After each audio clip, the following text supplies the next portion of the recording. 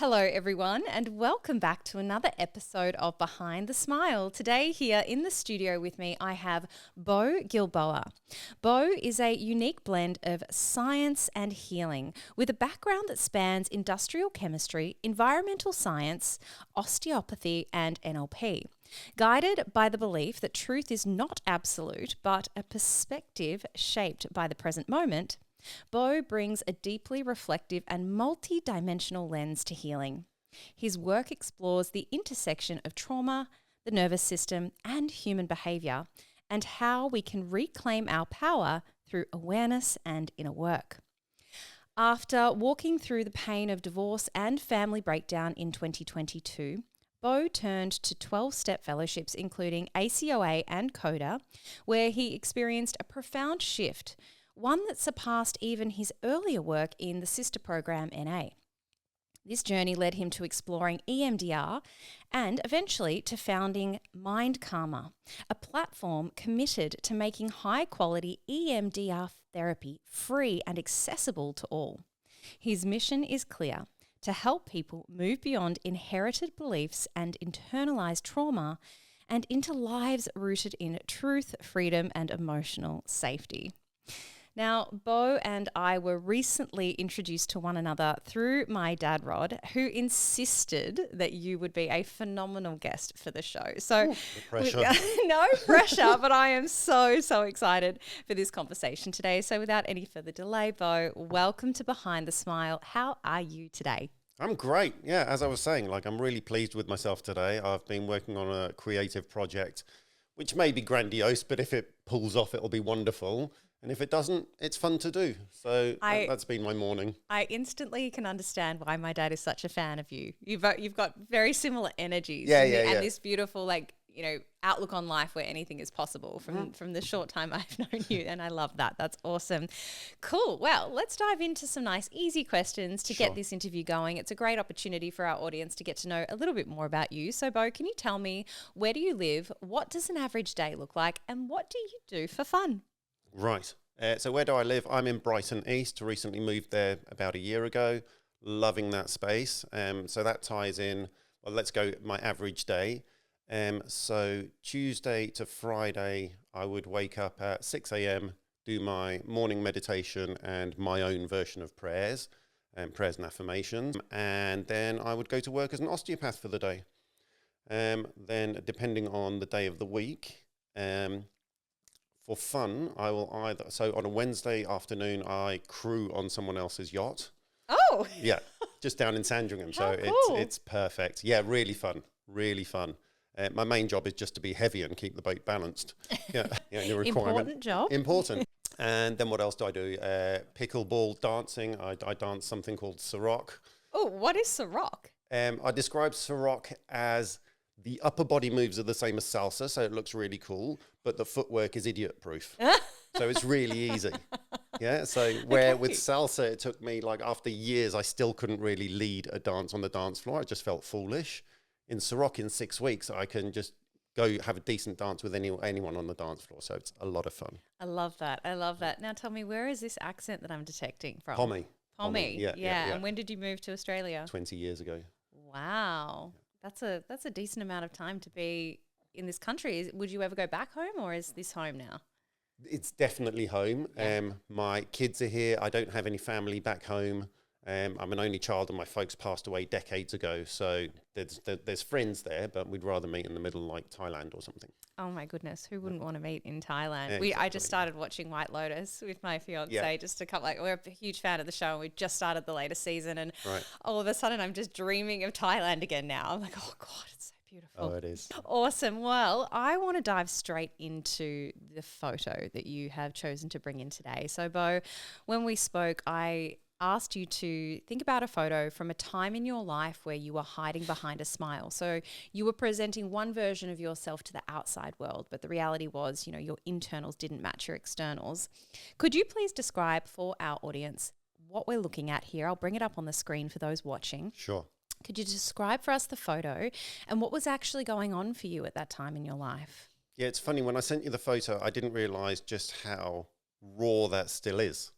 Yeah, so I can literally feel it in my chest as I'm about to talk about it. It was one thing to do it in my own head. It's quite another to do it openly.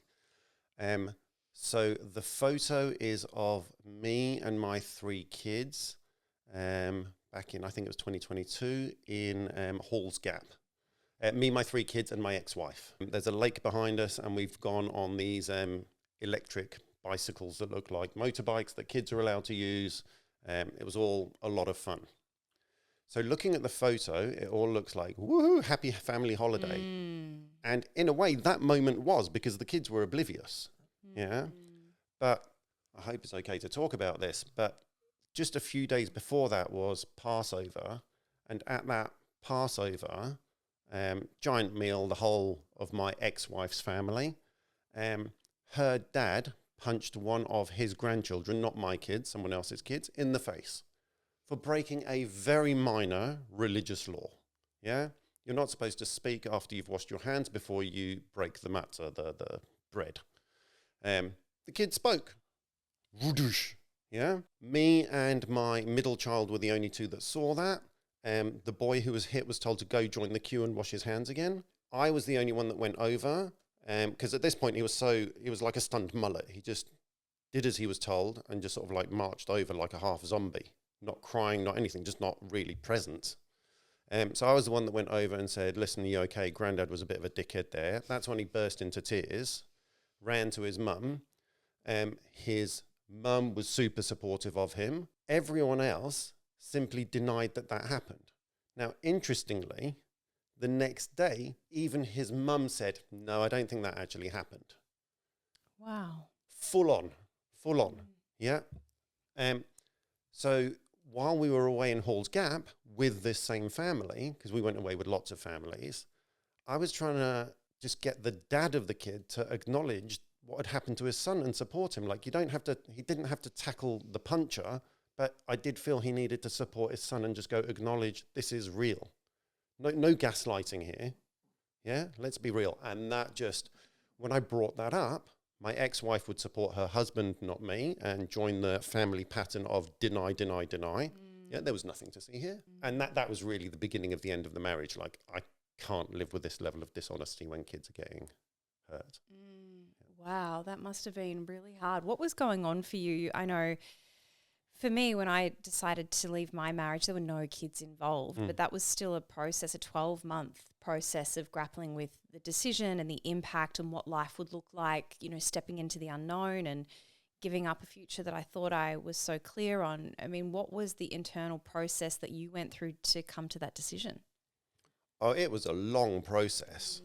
It was years from really making the decision to actually taking the action, and endless forgiving and trying to make things work. We'd go to therapists.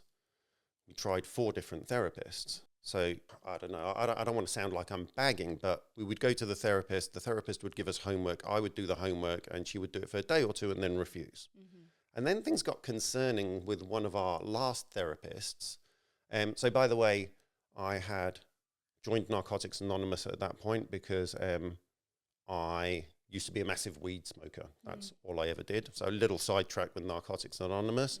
They were incredibly welcoming, despite in many of their minds going, well, he wasn't a real addict. He was never homeless or beat up a granny, did he?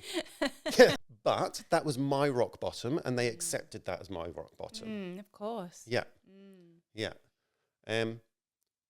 So yes, Narcotics Anonymous got me to stop smoking weed. Wonderful. That's its purpose. On top of that, as with any 12-step program, it's much more than just the thing that you're addicted to. It's about becoming a better, more honest, open, willing person. Yeah? And as part of that, that includes not being a people pleaser.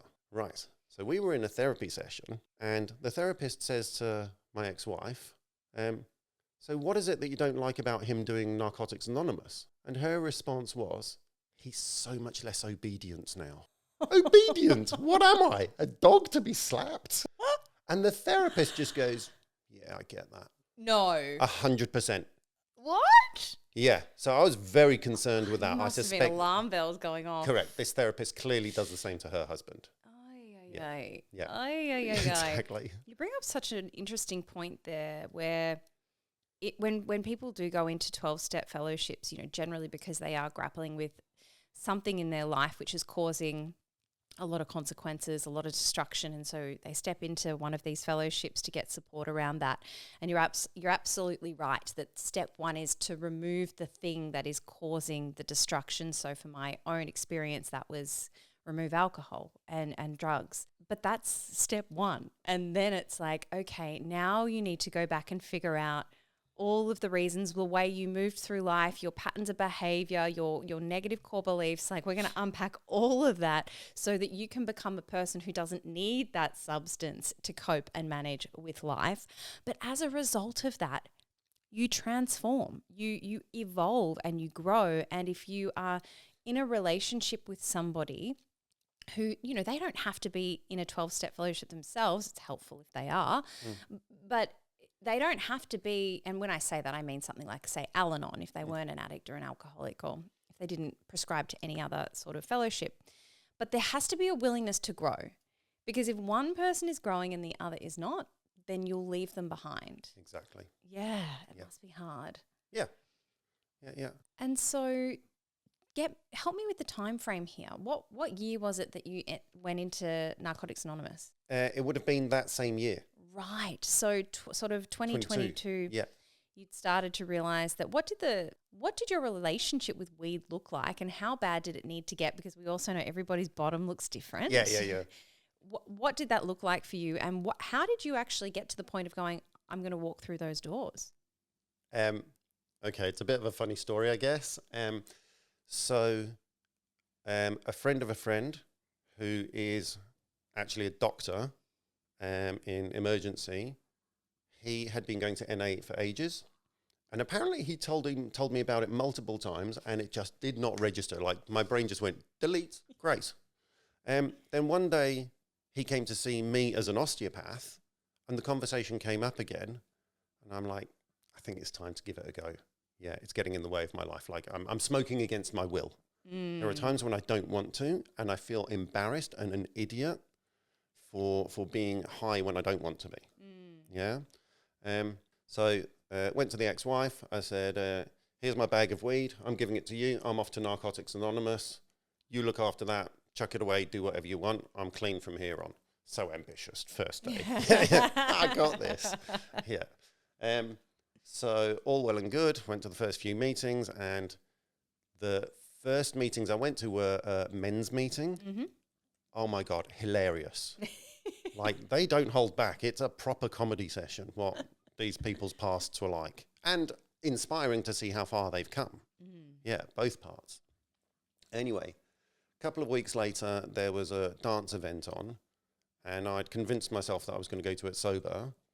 But then went and found the other bag of weed that I didn't tell my ex-wife about. The secret stash. Exactly. So I did it. I went to the event high.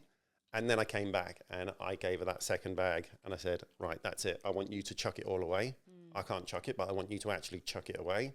And that's when I was fully committed to NA. Yeah.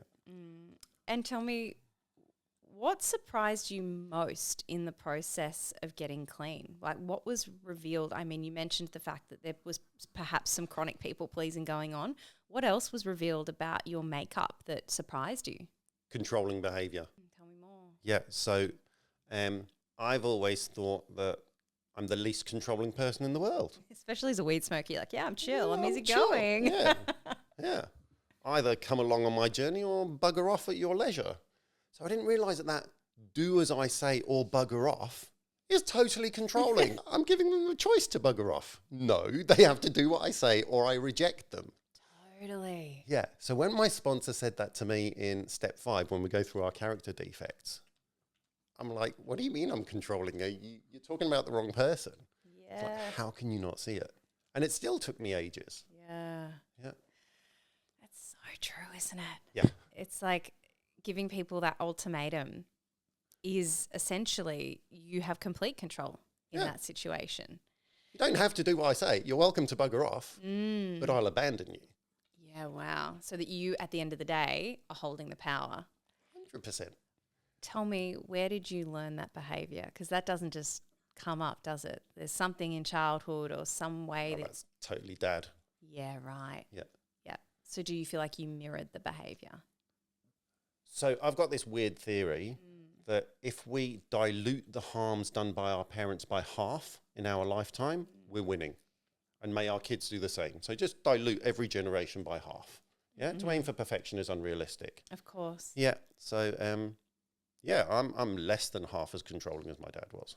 So that's a win. But it was nice to go to NA and have even the parts I didn't realise exposed. Yeah, exposed to me, and then tools to do something about it. So you go to NA, and that opens up the door, I'm imagining, to your awareness that there are other 12-step fellowships. I certainly didn't know that. When I went to rehab back in 2020, I had heard of AA, I had heard of NA, and that's where it ended. I had no idea that how many are there? There's like over 100, isn't there? So many. So many different 12-step programs, which are very, very similar in the 12 steps, but obviously focusing on different behaviors, substances, the list goes on. So tell me, at what point in your journey did you start to explore other fellowships? Not until once I knew I was getting divorced. Once I walked out of that household, that's when my NA sponsor said, should we have a go at CODA? No, should we have a go at ACA, Adult Children of Alcoholics and Dysfunctional Families? So my parents weren't alcoholic, but it was definitely a dysfunctional family. I suspect most are. And his were both alcoholic and dysfunctional. And what did I've only been to one ACA meeting. I actually went with my dad. Right. What was revealed to you? Did you have aha moments in that process? So many. Yeah. I'd say that's one of the biggest aha moment 12 steps that I've done. Yeah. I wish I had it with me. There's a thing that they call the laundry list, Okay. which is survival traits that ACAs tend to develop, which are brilliant to survive childhood, but very counterproductive in adulthood. Whether that be controlling or fear or a need for... It's really, one of the biggest things is different forms of dissociation. Yeah. Why do we take substances? It's essentially chemical dissociation. Yeah. But there are other ways. So ACAs tend to love adventure and drama. I was a massive adrenaline junkie. Yeah. I would jump across cliffs and not know if I'd survive or not, and not especially care. Yeah. So addiction to drama, excitement, addiction to people in authority. Right. Yeah. Because you're seeking their approval, or they make you feel safe, or... This is where things get really interesting with trauma and relationships as a whole. If we grew up with any form of authoritarian, bullying, dominating person, that feels familiar from the word family. Yeah. So in order to feel familiar, I needed to be bullied. Wow. Who am I without that? Yeah. It feels parental. Isn't that what care is? So all of that gets revealed in both ACA and CODA. Yeah. I mean, I'm really curious to understand a bit more, because I'm coming from the lens of people who might be listening right now who also grew up in dysfunctional families and are not aware of it still to this day. I was not aware that I had any trauma in my childhood until I went to rehab. If you'd asked me as a 30-year-old, how was your childhood? I would have said it was amazing. It was fantastic. Everything was great. Yep. Like, that's just not true, but it was my reality. And because I perceived trauma to be either, homelessness, abuse, physical, mental, all of the above, none of that happened. We had a roof over our heads. We had food on the table, so I didn't think I qualified. Yep. Can you share a little bit more about perhaps some of the dysfunction that you witnessed and the effect that had on you? Okay, so I'll make it a bit more general than that so everyone can relate. Funnily enough, one of the main common traumas is simply neglect. Now, do you mind if I turn it back on you and stuff that I've heard from your first podcast? Please. Yeah? So things like when you were going to the footy games for your brother and your needs were just ignored. That's neglect. You're not visible. Your needs don't count right now, if ever. So that's your most basic level. Abuse isn't the right word because it's not abusive. It's abuse through not doing. Yeah.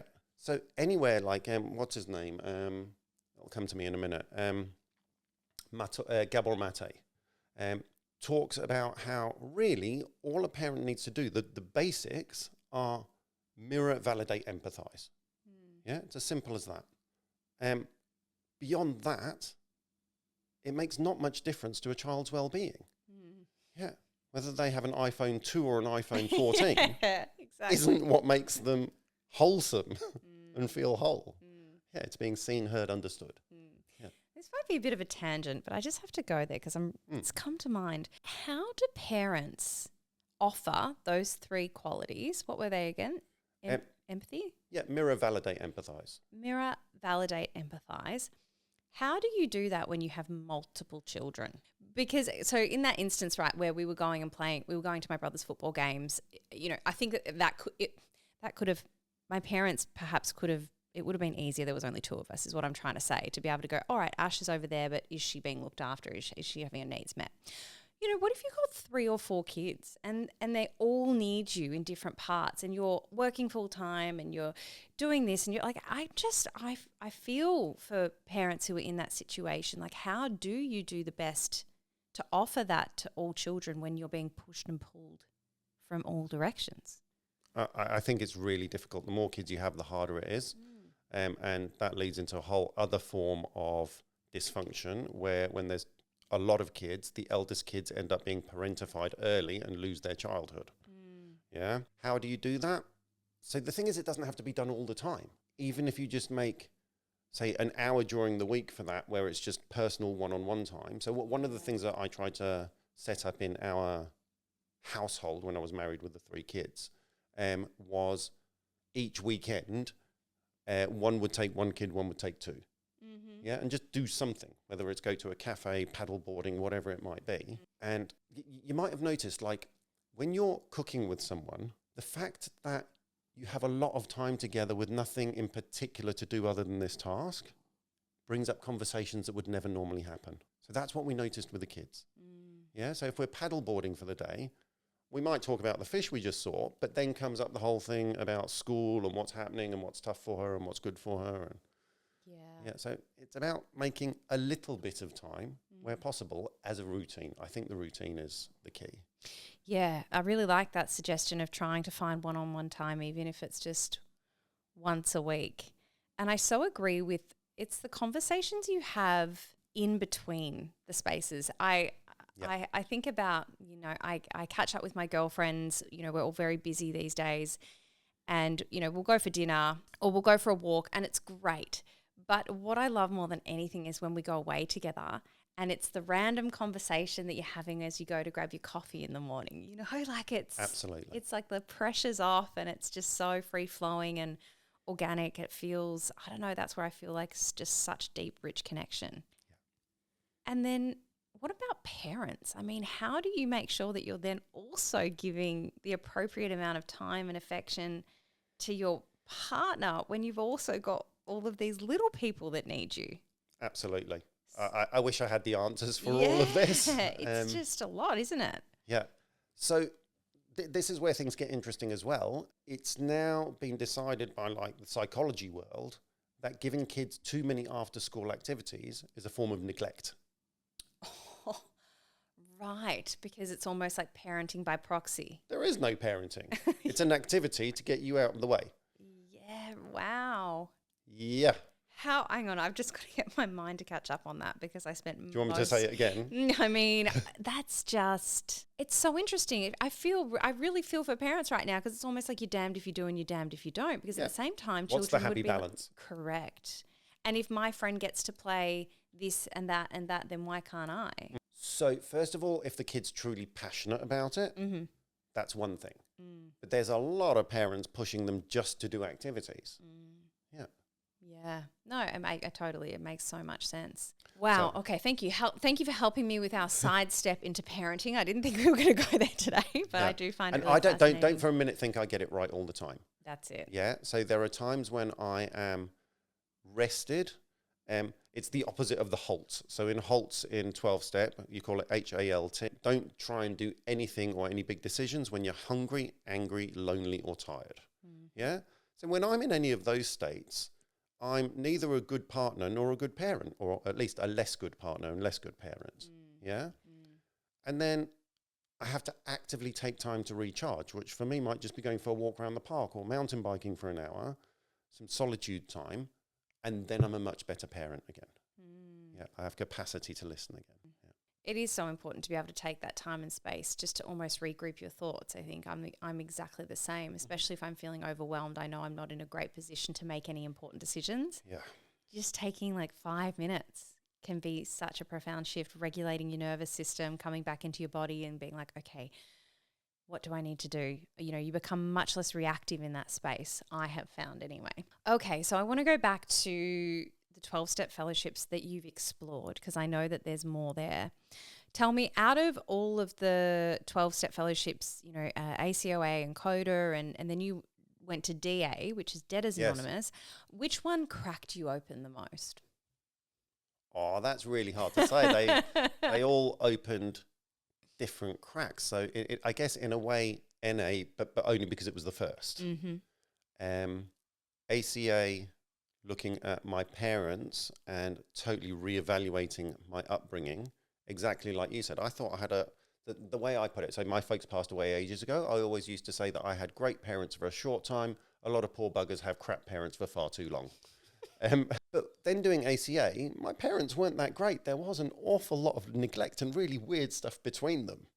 Yeah, that I witnessed. And by the way, that's another thing with trauma. It seems that observing trauma done to someone else repeatedly is as bad as having it done yourself, having it done to you. Yeah. So seeing my dad bully my mum verbally, that's not functional. Yeah. So yes, Narcotics Anonymous because it was the first. ACOA for making me completely reevaluate my childhood. Debtors Anonymous was in many ways the most challenging. Yeah, because a lot of people judge themselves by their wealth, their finances, how are they doing financially. And I was going through divorce at this point. My money was leaking hard and I wasn't financially responsible. Yeah, I just didn't understand money. It scared me. Yeah, I grew up with a dad that was basically a communist. No concept of money. My mum did everything financial. Wow. Yeah, he was useless with money. Even as a kid, if we'd go to a shop, it would be me that paid. Yeah, my mum would give me money to pay for both of us. I was the adult. Oh, wow. Yeah.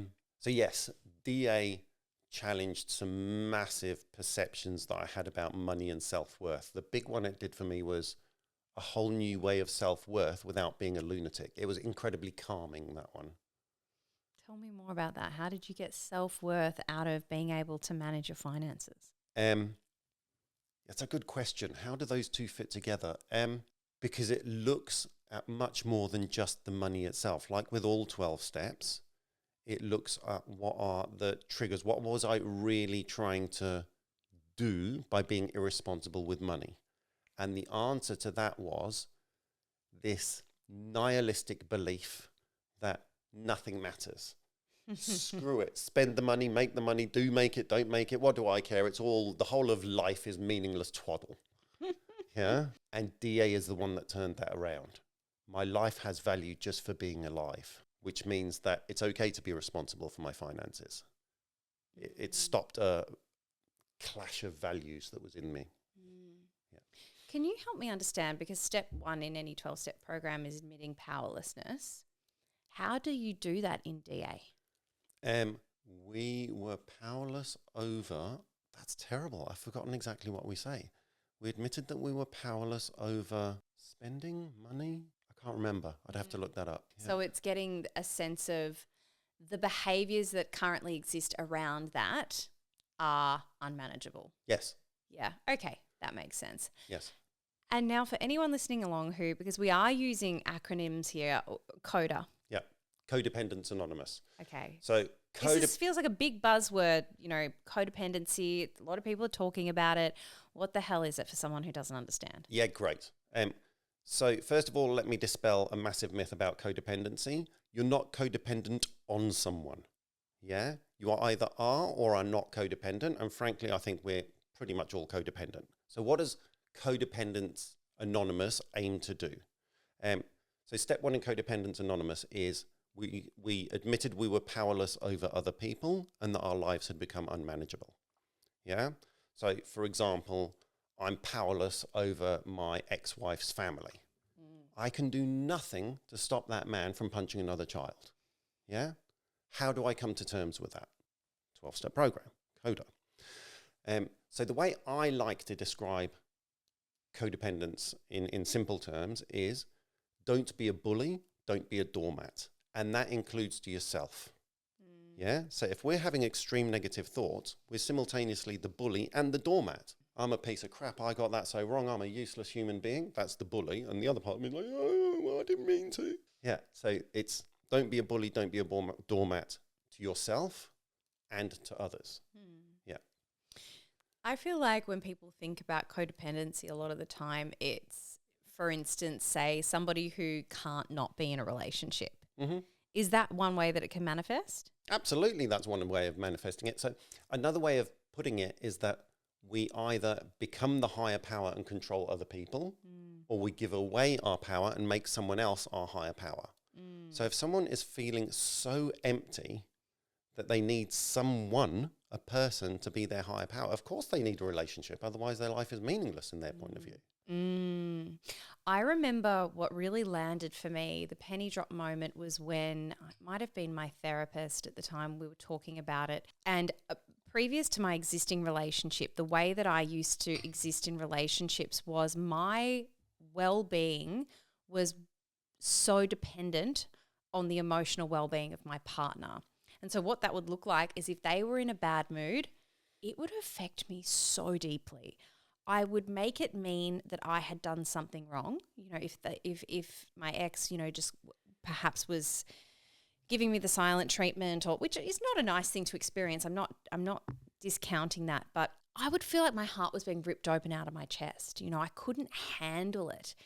Whereas now, I mean, to be fair, my fiance really very rarely has a bad day, but if he does, that's so fine with me. Like, I'm so okay with it. And isn't that great growth? Oh my goodness. And I don't need to fix it. I just say, hey, are you good? Do you need, like, is there anything I can do? No, I just need a minute. Well, you know, because we communicate about it, and I go, no worries. See you soon. Yeah. You know, you check back in later. It's generally passed. If it hasn't, then that's okay too. I go on about my day and I am completely okay. Fuck, that was amazing to like have the growth in that area. Isn't it beautiful? Because prior to that, it was like I was so dependent on their emotional well-being. It was like, it was so full on. Absolutely. Yeah. So when I was married, my well-being was dependent on whether my wife was accepting of me or not on that day. And you can't control that. Can't control that. I'm powerless over other people. Yeah. Yeah. And if I try and people please her, it doesn't help. The goalposts are going to shift. If it's on a mean day, she's going to be mean. There's nothing I can do about that. Yeah. And so what does somebody do in that situation? Do they have to remove themselves? There's no have-tos. Okay, tell me more. There's absolutely no have-tos, but you do learn to create your own boundaries of what is and is not acceptable. And what you're willing to put up with, right? Exactly. So if you're happy to put up with that and realize the price you're paying for that, fine, stay with them. Yeah, I couldn't. Yeah. I'd literally be dead if I stayed in that relationship. Yeah. Yeah. We get to a point, right, where you have to save yourself. I can really relate to that, really understand that. Yeah. It's not easy, and you do at the time. I know I felt so selfish leaving my marriage, even though I've had conversations with my ex-husband very recently up until where he has thanked me, you know. For leaving. Yeah. But we are in a very good place. We're very amicable, and it was a very healthy separation. Yeah. Well done. Thank you. You know, I had the tools to be able to do that and navigate that as a sober woman. Yeah. You know, other ex-partners, not so gracious. Yeah. But it's just, it can feel really, really difficult. And particularly I can only imagine with children involved how hard that must be. But to choose yourself is... But it wasn't just choosing myself, because the other thing is I didn't want my kids growing up thinking that this is a normal relationship, because then they would mirror that same pattern. Which is what you witnessed, right? Exactly. I did not want this family tradition of finding a bully to be carried on into the next generation. I wanted them to see that there is the option to walk away. What's your relationship like with your kids now? Great. So I have them week on, week off. Awesome. Yeah, we laugh a lot. My boy's as mad as me, and the middle girl's aspiring. Yeah, she's a nutter as well, just slightly different. And the eldest is a lot like her mum, and that took a while to get the hang of. And now we have a great relationship as of the past year and a half. That's beautiful. Yeah. Yeah. How old were they when you separated? So they would have been, I think, 10, 12 and 14.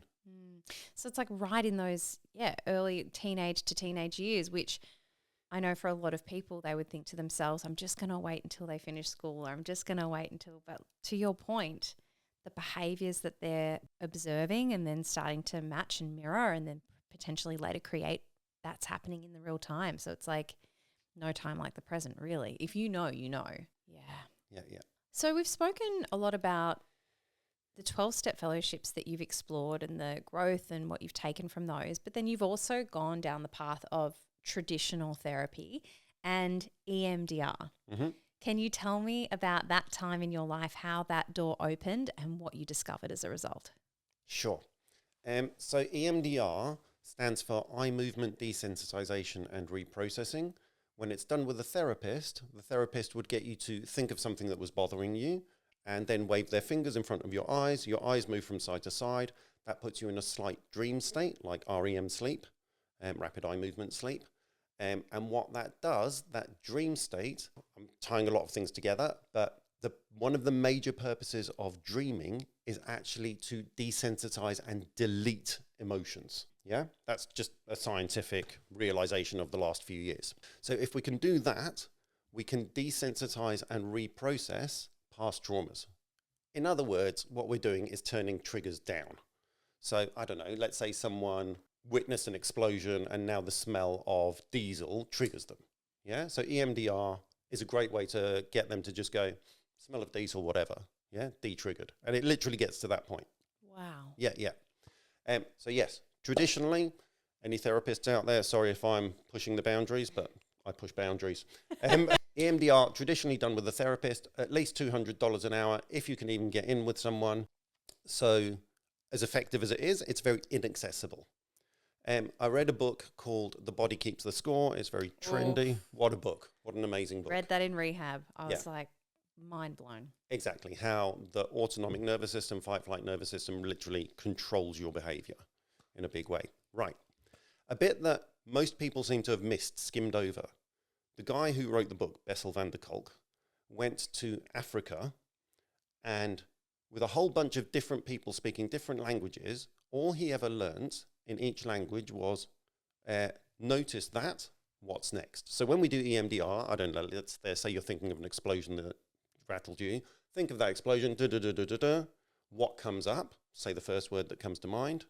Notice that. Da-da-da-da-da-da. What comes up? Notice that. So he did this where someone else explained to the people who had been traumatized, whether it's the Hutus or the Tutsis or whoever had witnessed these genocides, this is what Bessel's going to do. And then with each of you, he would do that. Notice that, what's next? Notice that, what's next? He found when he did follow-up questionnaires that the quality of improvement lasted. It worked. Mm-hmm. In other words, this is incredibly effective, efficient, and lasting. Right. So having realized that, I thought, well, why can't we just do that ourselves? Why can't we just, there's got to be an app out there. And the only app out there for true EMDR done by yourself was on Android only. And it was just a thing that goes beep, beep, beep, beep.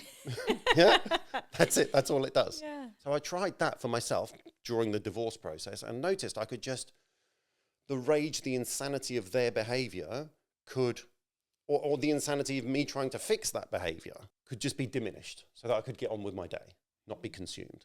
So then I wanted to develop a more sophisticated app. At this point, it's a website. It should become an app anytime in the next week or month, where you can, for free, access an EMDR session. Wow. Yeah. So, yeah, you EMDR people out there that are going to go, is that safe? Yeah, here's my response to that. Yeah, the EMDR, if it's only not safe for someone who really should be in a psychiatric ward. If they're so much of a danger to themselves, they should be in a psychiatric ward and supervised anyway. If you're not in the need of a psychiatric ward and you're just getting distressed, you were distressed anyway. Do the EMDR, do MindCalmr. Yeah? Controversial. Yeah? Now, the way I've developed it, you've got everything from going deep with an EMDR session to safe space meditations, which is lying on a beach and the sound is just going beep, beep, beep to the other side while you've got beautiful music going. And you're imagining yourself on a beach, on a fluffy cloud, or as a mermaid. I've developed all sorts. Just the sound moving side to side causes the brain to process and let go. So the analogy that I like to use is, do you need to know what you've let go of? Not really. No. When you've done your morning shit, do you care what was in it? No, you just want it gone. I often have that experience with breath work, and when I facilitate breath work as well, and I share with people, you are going to feel different after this experience. Unfortunately for me, I have not gotten to the point where I can think about what I want to let go of and then get on the mat and do a 90-minute breath work and bang, it's gone. It doesn't work like that. My body is wiser than my mind will ever be, and my body will decide what it's ready to let go of. I still know I feel lighter after. Every single time. It's a different experience, but something shifts. It's so funny, isn't it? Yeah, you don't need to know it. That's not what's important. It's just about getting it gone and the willingness to let it go. Yeah. So that's exactly what people say after EMDR sessions. So the last thing you usually say is say out loud what feels different. And the most common thing people say is, I feel lighter. Yeah. And the sessions can be as short as 8 minutes for a part 2 of one that you can do regularly as a meditation, or up to, most of them are around 10, 15 minutes. Yeah. Do you meditate as part of your... My morning routine, I do EMDR every morning. And so what would be the difference between, aside from the fact that there's what's the difference between that and meditating? Because when you shared... Great question. Yeah. So regular meditation takes significant active effort to reach that meditative state. This just puts you there. It's a shortcut. It's a life hack. Right. Yeah. I've got to try me some EMDR. This sounds awesome. Have a go. I'd love to know what you think of it. Yeah, I absolutely will try it and let you know. That sounds amazing. So cool. All right. I want to ask you about this concept that you have spoken about around redefining truth. Not as something absolute, but something shaped by our perception.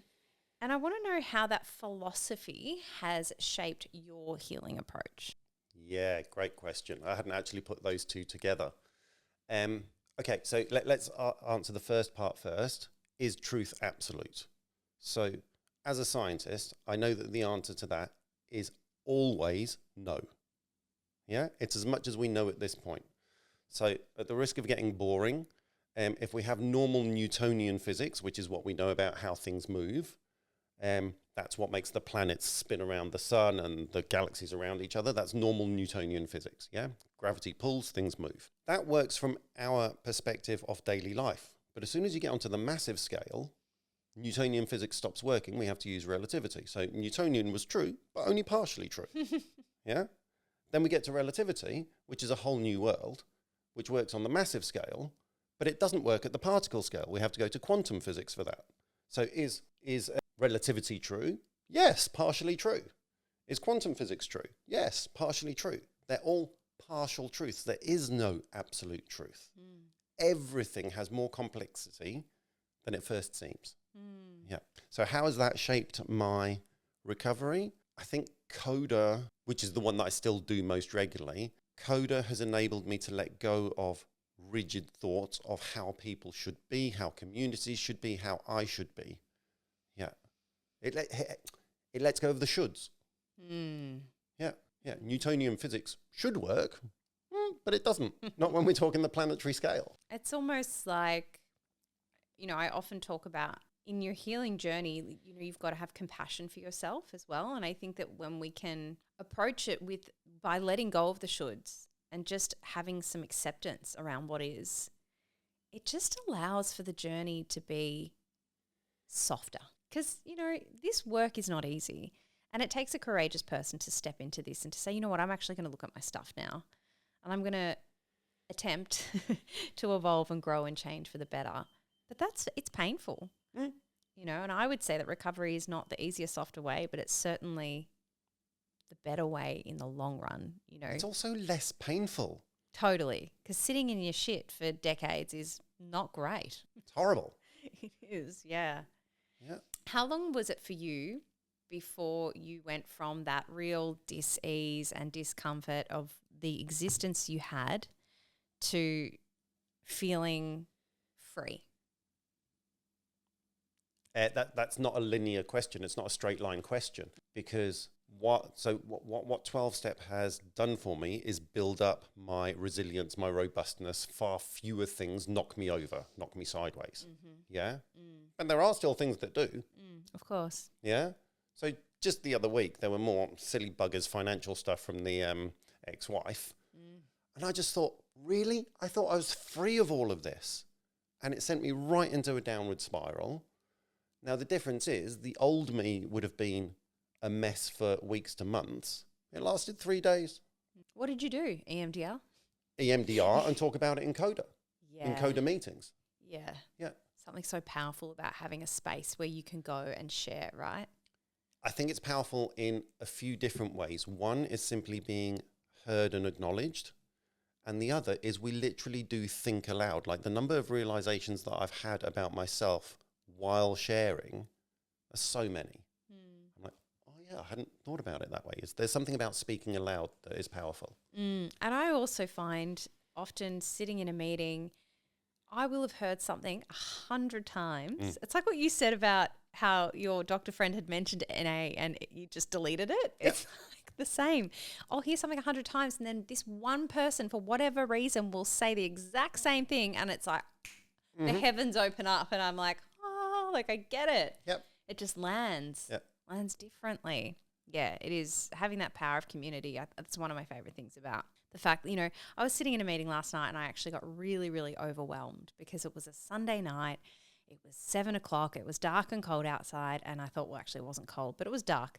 And I thought to myself, here is a group of people who are not getting paid, who are here as an act of selflessness and service so that someone who is sick and suffering has a place that they can go to get help. I can't tell you how many thousands of meetings I've done, and that one just it hit me for some reason. Right. 5 years in, and I get those, you know, I still get those waves of gratitude, and it's amazing. It's truly amazing. Can we talk about the nervous system a little bit more? Because I would love to know your thoughts around the relationship between trauma, nervous system regulation, and self-sabotage, especially when it comes to things like money and self-worth. It's a huge topic. Yes, just a small question. Yeah. So we know that childhood trauma affects brain development. Yeah. How does trauma affect self-sabotage? Let me just give you an example. So what happens is we seem to want to relive the trauma. The brain, the unconscious mind, wants to relive the trauma and hope for a different outcome this time. Yeah? So one of the best examples of that as an en masse thing was the, where did I say the marathon was? Boston. Yeah, the Boston Marathon. Bomb went off. What happened? So lots of people traumatized. Lots of a significant number of local people find themselves on that same date running dissociated down the road. Yeah, they literally repeat it. Yeah, so that's an extreme and very obvious case. Now let's make it more subtle. Yeah, someone gets bullied repeatedly. They will put themselves in a situation to get repeatedly bullied because it feels familiar, because that's what the trauma brain does. Yeah, it's completely counterproductive. But it's just the way we're wired. And I'm imagining that's going to be the same case in domestic violence. So if you grow up watching one of your parents assault the other, then you are more likely to find a partner who will assault you. Or you be the assaulter. Exactly right. Yeah. Yeah, I've actually seen that play out in, you know, close family systems, and it's heartbreaking because you just want to shake the person. But I actually think on some level they feel safer. Correct. In that trauma and that violence, because it's what they grew up with, it's what they know. So to them, that is regulation. Yeah. Yeah. So can you imagine what it's like for someone who's used to having their fight-flight system up here all the time, suddenly to drop down to there? They'd feel dead. They need that in order just to feel alive. That takes a heck of a lot of work. So I think 12 steps are the best ways for realizing where it all comes from and realizing how our behaviors in response to that are unhelpful to ourselves and others. And EMDR is the best way for letting go of the trauma. I think 12-step plus EMDR is a truly magical combination.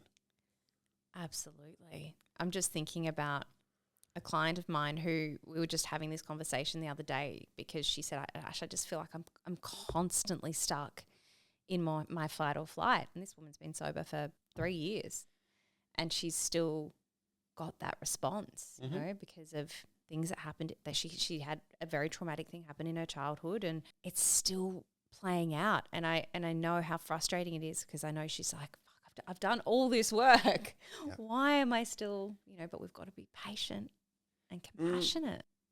Yes and no. I think we need the right tools. Yeah. Well, she would argue she's using them.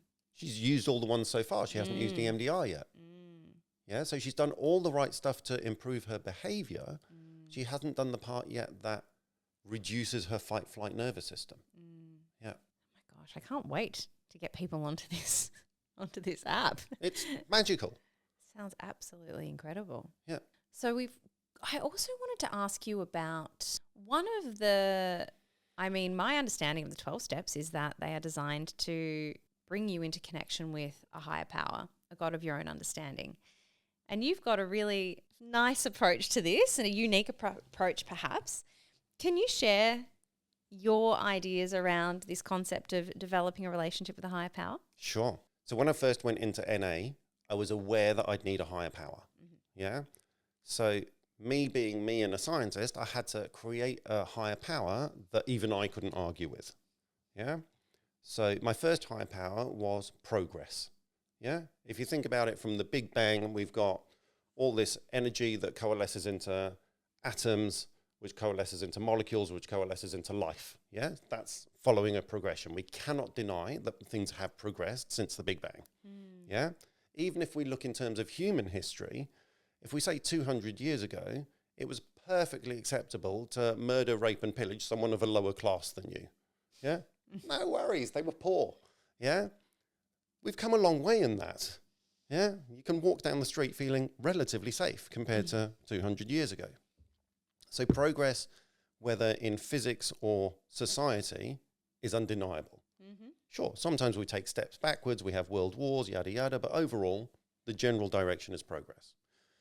So that was my first higher power. So if I use that as my higher power, my inspiration, the aim was to progress in the 12 steps of Narcotics Anonymous. Then I realized that they say it's supposed to be a loving higher power. Progress ain't very loving, like it's completely indifferent. So that's when I came up with nurture as my second higher power. And that's one of the things that I've noticed in 12 steps. People are still stuck on the idea of one higher power. Yeah? Like, that's only really been around since the Jews and Jesus. It's only 5,000 years. Before that, we had multiple higher powers. The Greeks and the Romans loved multiple gods. Yeah? So I'm going back to multiple gods, thanks. Love that. Yeah. So now it's progress and nurture.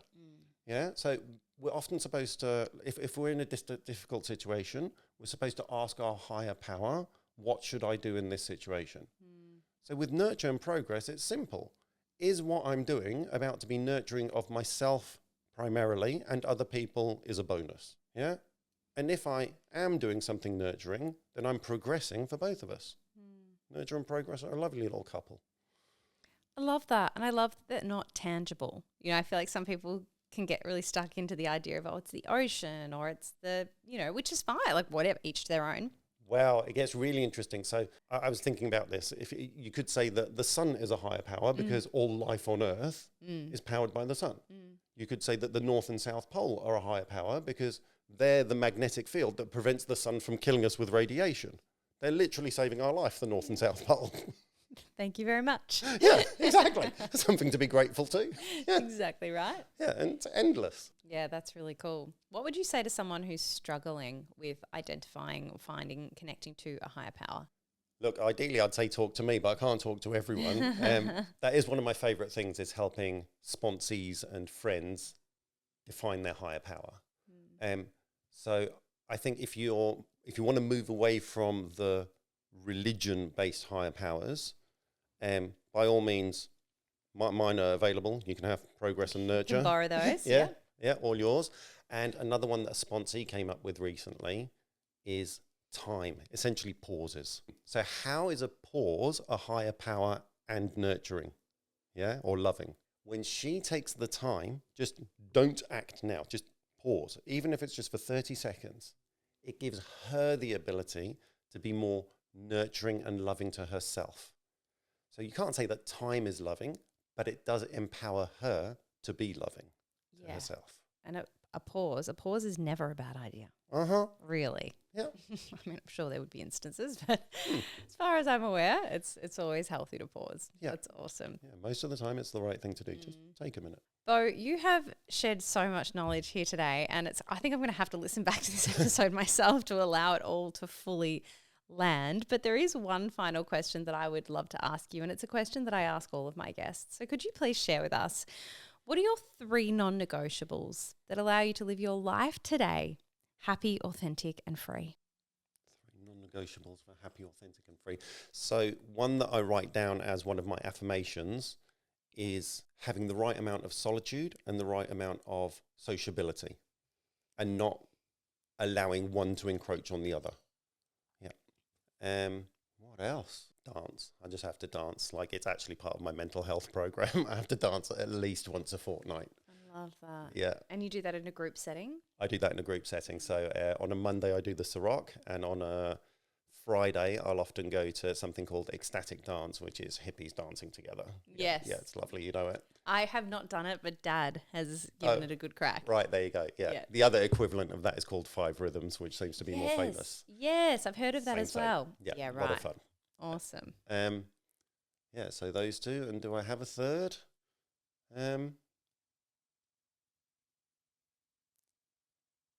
Don't spend too much time around people that don't get my humour. Right. Yeah, because that squashes me quite quickly. Yeah. Yeah. So not everyone has to get my humour. I'm not saying that. Yeah. Yeah. They're not compelled to they don't have to get my humour. Yeah. But if they try and squash it, then I soon become not really full person. Yeah. And I feel like you're on this journey to really like stepping into yourself and just being authentically yourself, and really proud of that. Yeah. That's a beautiful thing. Giving it a damn good crack anyway. Yeah, no, I love that. I love that. I hope it inspires others to do the same. Beau, if people want to track you down, find out more about MindCalmr, where should they go?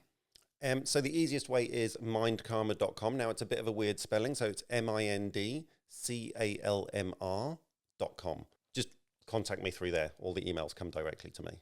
Fantastic. Well, we say here on Behind the Smile that when we recover loudly, no one need suffer in silence. So thank you so much for being here today and for sharing your story. Thank you so much for the invitation. I've really enjoyed it. Thanks, Beau.